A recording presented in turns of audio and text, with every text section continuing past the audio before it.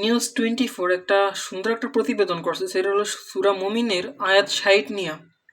আর এই আয়াত 60টা যে এত গভীর একটা আয়াত, যেটা সবাই অন্তরের চোখ দিয়ে দেখতে পারবে না। কেমন অন্তরের চোখ?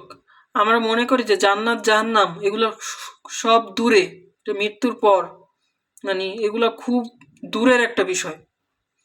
কিন্তু আমরা এটা বুঝতে পারি না যখন আমরা ঘুমাতে পারি না রাতে, যখন আমরা শান্তি পাই না, হতাশাগ্রস্ত হই, যখন আমরা কোনো কিছুতে মোহগ্রস্ত থাকি, কিন্তু যেগুলো আমাদের জন্য ক্ষতিকর সেটাও আমরা বারবার করতে থাকি। এর ফলে আমরা জাহান্নামের স্বাদ এই পৃথিবীতেই পাই। এইখানে আল্লাহ বলছে যে তোমরা আমাকে ডাকো, আমি তোমাদের ডাকে সাড়া দিব।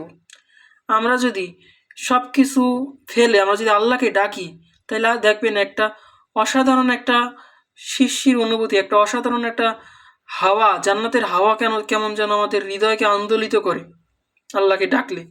আর এইটাই হলো আল্লাহর সাড়া। নিশ্চয়ই অহংকার বসে যারা আমার ইবাদত করে, আল্লাহ বলছে নিশ্চয়ই অহংকার বসে যারা আমার ইবাদত থেকে মুখ ফিরিয়ে নেয় তারা লাঞ্ছিত হয়ে জাহান্নামে প্রবেশ করবে।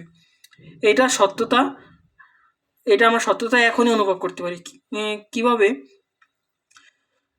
যদি আমরা আল্লাহকে না ডাকি তাহলে আমাদের হৃদয় মোহগ্রস্ত হয়ে যায় এবং অহংকার, হিংসা, লোভ, লালসা এবং অন্য সব জিনিসে আমরা ঢুকে যাই যেগুলো আমাদের জন্য ক্ষতিগ্রস্ত।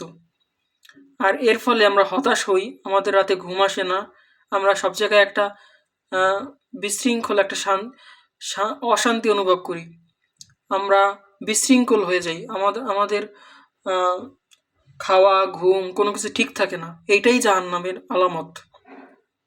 যখন আমরা আল্লাহর থেকে মুখ ফিরিয়ে নিই তখনই আমরা হৃদয় তখনই কষ্ট পায়, আর তখনই আমরা জাহান্নামে প্রবেশ করি। এটাই আল্লাহ বলছে।